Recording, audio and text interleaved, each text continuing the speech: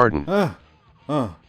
Matt. Sorry, I'm not used to having a roommate. Stag, I'm feeling obsolete again. You haven't updated me on the outings of the SCC since the year began.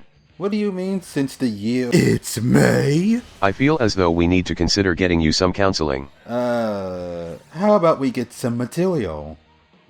Sure, there is something within my library. How do you feel about Nintendo games? I've owned a Wii and a 3DS, and I've played 10 Nintendo exclusive games. You'll be fine. Enjoy your time with it. Well, I guess it shouldn't be that difficult. Is this another overrated games list?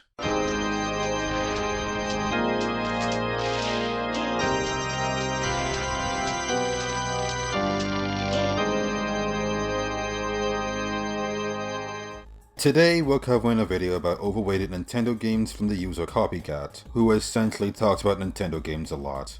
That's about it. However, there's something to be noted. We are dealing with a video with a repetitive issue, so you may need to keep everything you hear in mind, as there will be examples in plain sight of a problem I'll get into at the end of the video. Let us start. Broccoli, coconut hot dog. One recent Nintendo Switch entry that I was ultimately disappointed in was Super Mario 3D All-Stars. Wah wah wah. Now, having these classic games as an option to play on the portable Switch is definitely a fantastic and needed thing. But unfortunately, the gameplay can get a bit choppy from time to time, especially in Super Mario 64's case, as there's an annoying delay between the sound and visuals that just messes with your head while you're playing.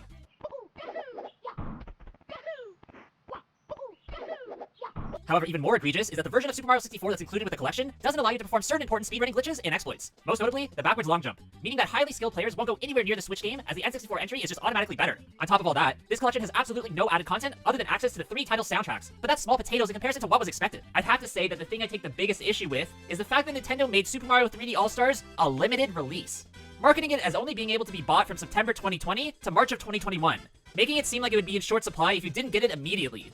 However, this was never ever the case, as you can find a brand new unsealed version of the game on eBay for even less than retail price, and apparently at Best Buy they also still have copies, making me feel like this was all some sort of marketing ploy for people to buy multiple copies of the game. Wait, that doesn't make any sense. Being able to obtain 3D All-Stars through eBay and Best Buy of all methods doesn't mean the physical supply wasn't limited. It just means that people who had bought it during its limited period, or retailers that also got the game, decided to sell it on their own. Nintendo's not making them anymore to my knowledge, and you can't purchase it from the eShop from what I'm looking at. This call out is really dumb. Well, there's more dumb than that, but let's not get too ahead of ourselves.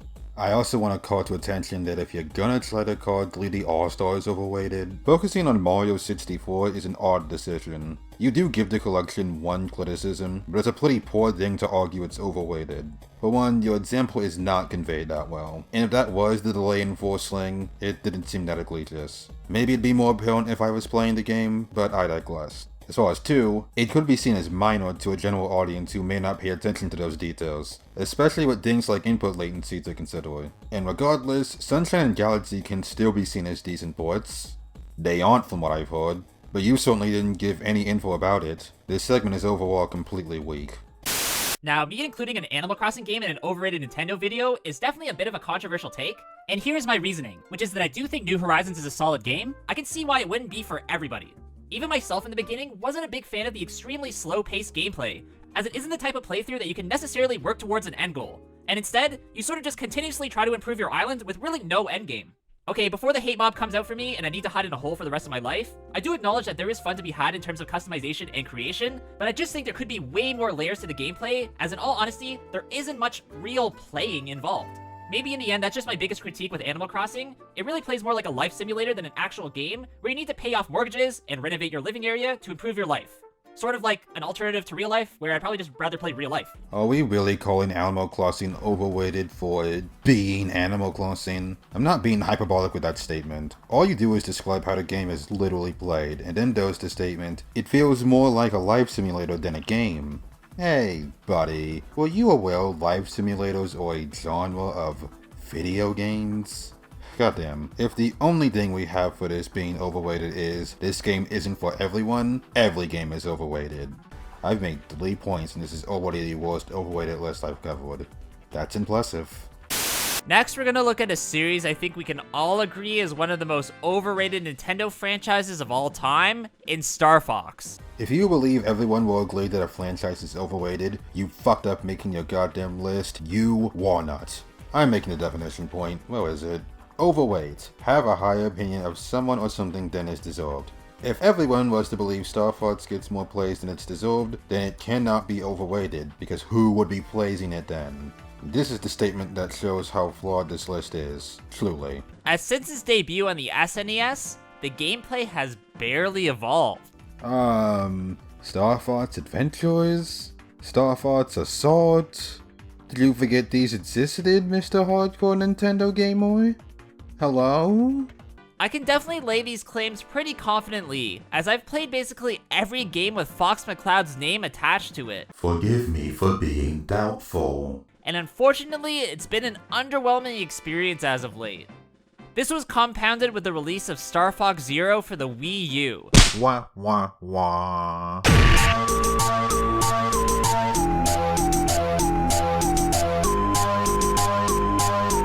One game I always felt was very overrated was Super Smash Bros. Melee for the GameCube, as it always seemed like fans held it to a higher standard than any other entry for some reason.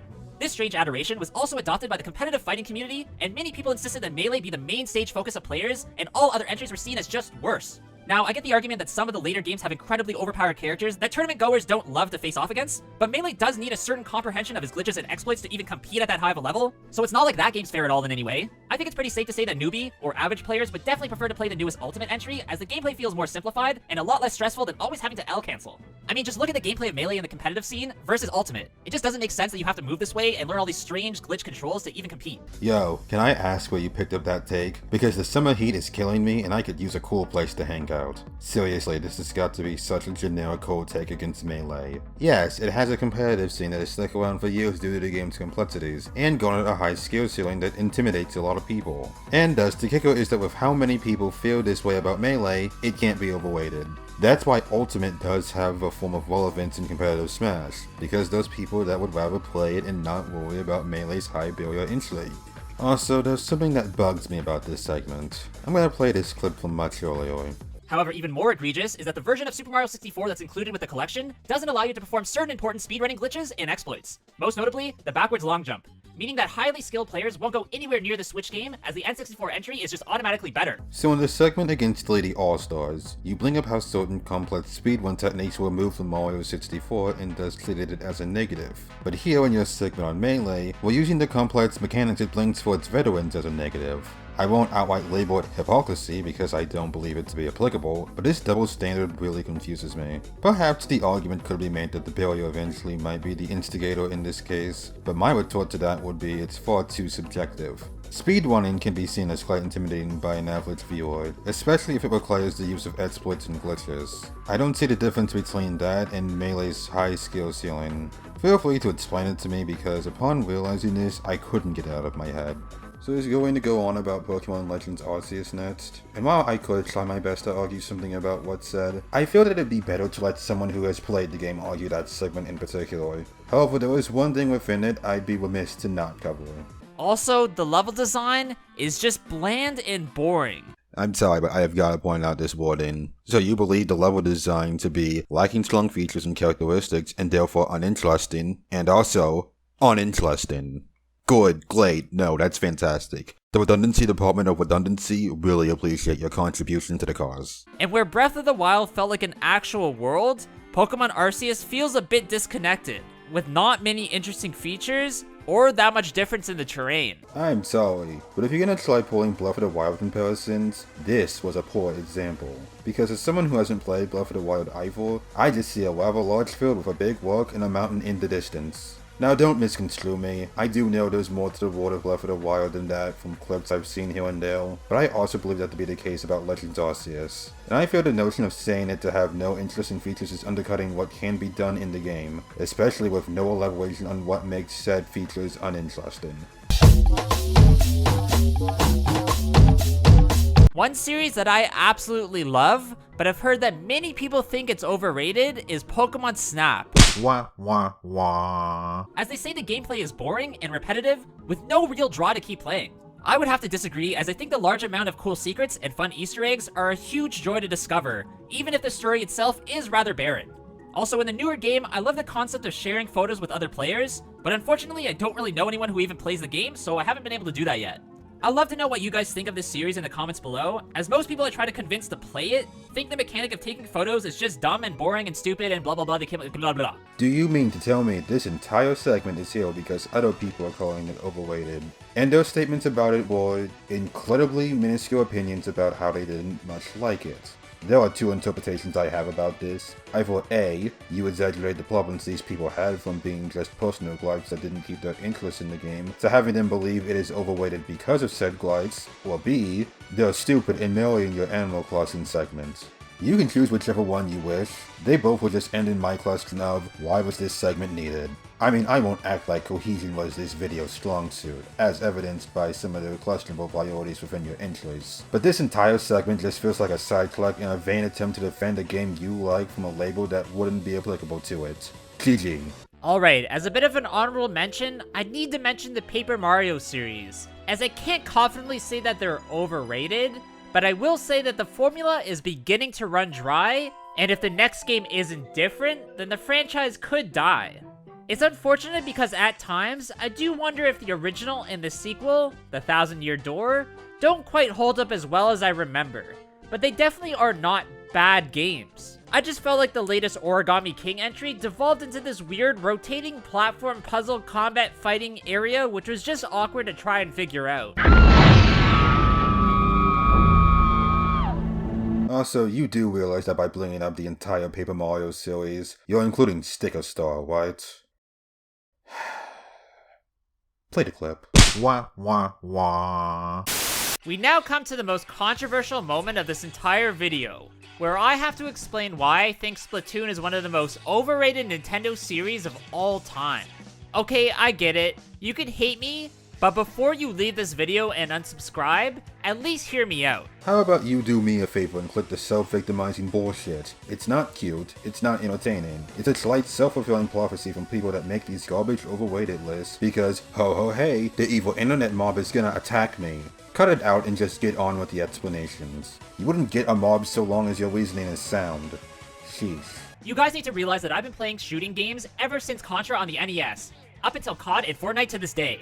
And in being that experience, I must say I was excited when Splatoon was initially announced on the Wii U, finally seeing a proper Nintendo shooter. To my disappointment, I found the controls and weapons a bit weird to use, and even though I love the concept of securing the map through paint, I ended up hating the mechanics. Some guns and abilities are so unbalanced that they're just straight up bans in competitive play. Not to mention that if you even want to take it seriously, there's no in-game voice chat, and you have to download an app. Huh? Nintendo, your systems have parental controls. Just use that if you want to limit online interactions with people with microphones. It's strange, I don't get it. I suppose I've neglected this point long enough, so let's talk about it. So Copycat routinely brings up a very bare-bone point against what he's talking about with elaboration ranging from slim to none. And I have to ask the question, why does this make the game overrated? This segment in particular is a real bad example. The controls were weird. I hate the mechanics. There's no voice chat. You don't explain why the controls were awkward, you don't go into your problems with the mechanics, use Discord, forehead. At least with Ace and Mad East overrated lists, they gave me bad points to riff and debunk. You couldn't be arsed to give a clum of why I should care about any of this garbage. Will you just rely on confirmation bias to help carry the sorry excuse of a list? You know what, don't answer. That being said, Splatoon 3 could be a great game, and I definitely could be proven wrong. I'll say I'll buy the game and at least try it out so you guys won't be so mad at me, so stay tuned for a video on that in the future. If that comes out, we'll see. Excuse me? Do you mean to tell me you haven't played the game? Or is that just tremendously shit-wording? If it's the latter, why word it that way? Because if you're returning to Splatoon via the third game, what about the second one? Did you just skip it just because? And if it's the former... No, you're not worth a tangent. I'll just disregard you as stupid. All that's left for the video is his promotion, so we'll just call it. I'm going to be clear with y'all, if there was an overrated games list that is somehow worse than this, I'm going to become the fucking Joker. It's clear Copycat did not understand what the word meant and cleared it synonymously with disappointment, but that's just the tip of the iceberg. A particular problem I kept him aside was the absolute shit way he tried arguing these games are overrated. No, you can't convince someone that a game is overrated by pointing to the flaws that the game is not placed for.